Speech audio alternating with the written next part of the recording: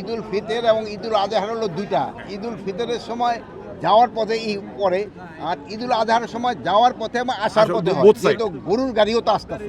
দোয়া করো আমাদের জন্য। কার সাথে ঈদ করবা? তো আমি আপনাদের আশ্বস্ত করতে পারি কোনো ধরনের সমস্যা হবে না। আইন শৃঙ্খলা বাহিনী কিন্তু তারা পুরাভাবে তারা প্রস্তুত আছে যে কোনো পরিস্থিতি মোকাবেলা করার জন্য।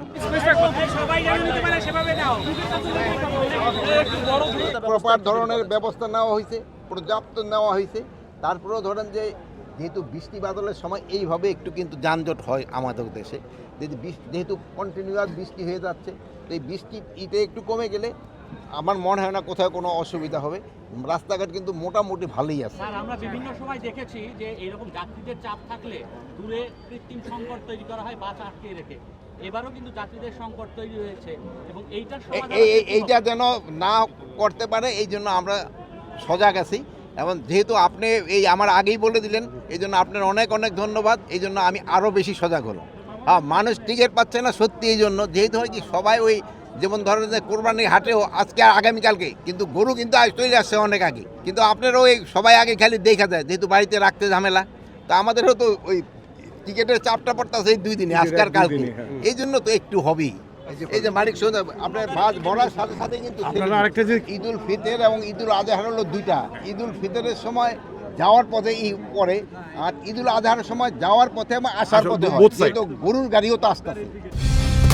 কালার এক্সপার্ট, জর্জ স্যাপ এবং মাইল্ড অন হ্যান্ডস টেকনোলজি সমৃদ্ধ অরিক্স ক্রিস্টাল ওয়াশ আপনার লন্ড্রি এক্সপার্ট। গরু তো আসতেছে, রাস্তাটা পুরো আগের মতো থাকে না। তবু আমি আপনাদের আশ্বস্ত করতে পারি কোনো ধরনের সমস্যা হবে না। আইন শৃঙ্খলা বাহিনী কিন্তু তারা পুরাভাবে তারা প্রস্তুত আছে যে কোনো পরিস্থিতি মোকাবেলা করার জন্য।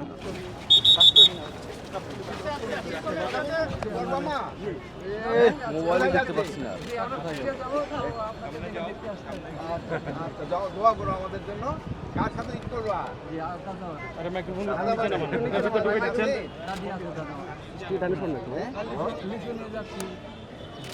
নিয়ে যাচ্ছ? আচ্ছা, গরু কিনা ভাইছেন নাকি? হ্যাঁ, গরু দেশে আছে। দেশে গিয়ে এখানে কি করে? আচ্ছা মা, তোমার কেমন লাগলো এটা সামনে দেখে? ভালো লাগছে।